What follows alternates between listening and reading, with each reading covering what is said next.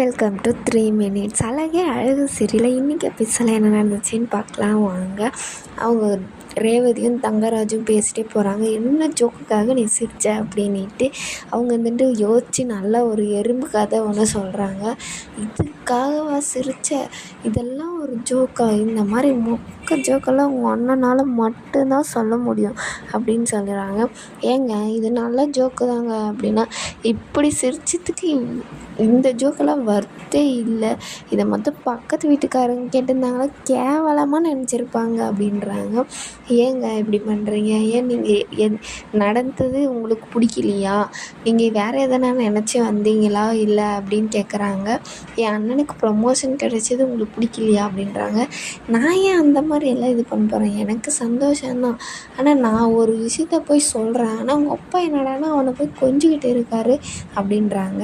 இங்கே உங்களுக்கு ஏதாச்சும் வருத்தமா அப்படிங்க, எனக்கெல்லாம் ஒரு வருத்தமும் இல்லை அப்படின்ட்டு அவங்களுக்குள்ளே இப்போ சிரிச்சியா அப்படின்னு கேட்குறாங்க. இல்லைங்க நான் ஜோக்கு ஞாபகம் வந்துச்சு அதனால் சிரித்தேன், தயவு செஞ்சு இந்த மாதிரி ஜோக்குக்கெல்லாம் சிரிக்காது, அப்போ நீங்கள் ஒரு ஜோக்கு சொல்லுங்கள் அப்படின்றாங்க. இல்லை அப்படின்னு சொல்லிட்டு இது அடுத்தது பார்த்திங்கன்னா லட்சுமியை காமிக்கிறாங்க. உக்காடுறாங்க. நம்ம மதி வீடெல்லாம் பெருக்கிட்டே இருக்காங்க. மலர் வீடு பெருக்கிட்டே இருக்காங்க. மதி துணியெல்லாம் துவைக்கிறதுக்காக நான் மிஷினில் போடுறேங்க அப்படின்னு சொல்லிட்டு போயிட்டு இருக்காங்க. கரெக்டாக அவங்க இந்த கிளாஸை பார்த்துட்றாங்க. யாரையும் கூப்பிடல, ஆனால் அங்கேயே உக்காந்துக்கிட்டு மதி கரெக்டாக வராங்க. வரும்போது வாயில் சவுண்ட் கொடுக்குறாங்க.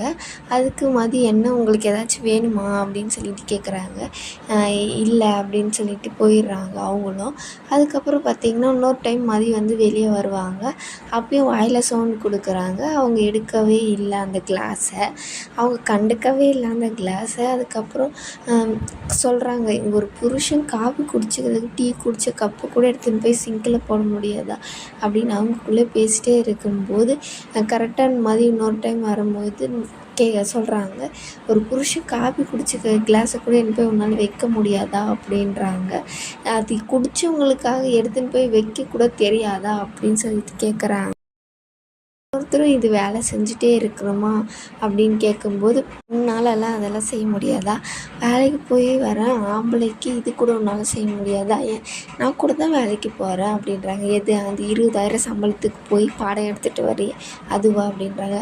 20,000மோ 2,000மோ என் வேலையை நான் போய் செஞ்சுட்டு தானே வரேன், என் வேலையை என்னால் செஞ்சுக்க முடியுதில்ல, அவங்க ஏன் அது செய்ய முடியல, குளிச்சா டவலை எடுத்துன்னு போய் பெட்டு மேலே போடுறாங்க, துணி கழட்டுனா மாற்று துணியை எடுத்துன்னு போய் எங்கேயோ விசாட்டுறாங்க, ஒரு டீ குடித்த கப்பு எடுத்து போய் சிங்கில் போட தெரியல அப்படின்றாங்க.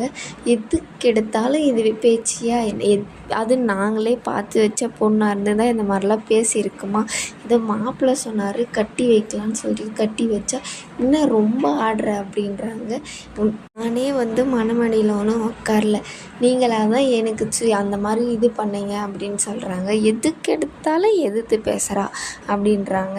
உங்கள் அம்மா உன்னை என்னத்தான் வளர்த்துருக்காங்களோ அப்படின்னா, எங்கள் அம்மாலாம் என்னை நல்லா தான் வளர்த்துருக்காங்க, நீங்கள் தான் ஒரு பையன் டீ குடித்த கிளாஸை கூட எடுத்துகிட்டு போய் சிங்கில் போட முடியாத அளவுக்கு வளர்த்து வச்சுருக்கீங்க அப்படின்னு சொல்லிட்டு கொஞ்சம் பேசுவாங்க. அதுக்கப்புறம் உட்காந்து நடிக்க ஆரம்பிச்சிடுறாங்க. எனக்கு நெஞ்சு வலிக்குது, ஐயோ அம்மா என்ன பண்ணுறது, லட்சுமி மாதிரி ஒரு பசங்களெல்லாம் வளர்க்க முடியாதுன்னு சொல்லுவாங்களே, இவன் என்னை பார்த்து இது வளர்க்க தெரியலன்றாலே, 5 பிள்ளை பெற்றனே எனக்கு போய் இப்படி ஒரு பேரா அப்படின்னு சொல்லிட்டு பயங்கரமாக நடிக்க ஆரம்பிச்சிடுறாங்க. நெஞ்சு வலிக்குதுன்னு சொல்லிட்டு உடனே வாங்க அத்தை ஹாஸ்பிட்டல்னா போகலாம் அப்படின்னு சொல்லிட்டு மலர் கூப்பிடுவாங்க. எனக்கு ஹாஸ்பிட்டல்லாம் வேண்டாம், என் பசங்களெல்லாம் நல்லபடியாக பார்த்துக்கோ, ஸ்ருதிக்கு நல்லபடியாக கல்யாணம் பண்ணிவே நீயும் பாக்கியராஜும் அப்படின்னு சொல்லிட்டு பயங்கரமாக நடிக்கிறாங்க. நெஞ்செல்லாம் வலிக்குதே, என்ன இதுவரை யாரும் இந்த மாதிரி சொன்னதே இல்லையே, என்னை பார்த்து புள்ள வளர்க்க தெரியலன்னு சொல்கிறாளே அப்படின்னு சொல்லிட்டு பேசிட்டே இருக்கும்போது அவங்க மாமனார் வராங்க. என்னாச்சு லட்சுமி என்னாச்சு அப்படின்னு சொல்லிட்டு, இல்லைங்க என்னை பார்த்து புள்ள வளர்க்க தெரியல, ஒரு கிளாஸ் தாங்க அது எடுத்துன்னு போய் வெயின்னு சொன்னதுக்கு இவ இவ்வளோ பேசுகிறாங்க, எனக்கு புள்ள வளர்க்க தெரியலன்றா அப்படின்னு சொல்லிட்டு சொல்கிறாங்க. உடனே சிவா ஹாஸ்பிட்டலுக்கு போகலான்னா, இல்லை நான் ஹாஸ்பிட்டலுக்கெல்லாம் வரல, நான் சுரேஷை ஒரு முறை பார்த்துக்கிறேன், என் உயிர் போகிறதுக்குள்ளே அவனுக்கு ஃபோன் பண்ணி வர வைங்க அப்படின்றாங்க. சுரேஷ் வந்து ஒரு கேஸ் விஷயமா ஒரு வேலையாக இருப்பாங்க. ஃபோன் பண்ண உடனே எடுக்கிறாங்க. 2வது முறை தான் எடுக்கிறாங்க. ஏன்டா ஃபோனை கூட உன்னால் எடுக்க முடியாதா? உன் பொண்டாட்டியால் இங்கே ஏகப்பட்ட பிரச்சனை போயிட்டு இருக்குது, அம்மாவுக்கு நெஞ்சு வலின்றா, வாடா அப்படின்றாங்க. ஹாஸ்பிட்டலுக்கு கூன்னு போக வேண்டியதானடா அப்படின்னு கூப்பிட்டு சொல்கிறாங்க. அதுக்கு இல்லை அவங்க வரமாட்டேன்றாங்க, நீ வாடா கிளம்பி அப்படின்றாங்க. அவரும் சரி வரேன் அப்படின்னு சொல்கிறாங்க. இவங்க பயங்கரமாக நடிக்கிறாங்க. இதுக்கப்புறம் என்ன நடக்குதுன்னு பார்க்கலாம் வாங்க.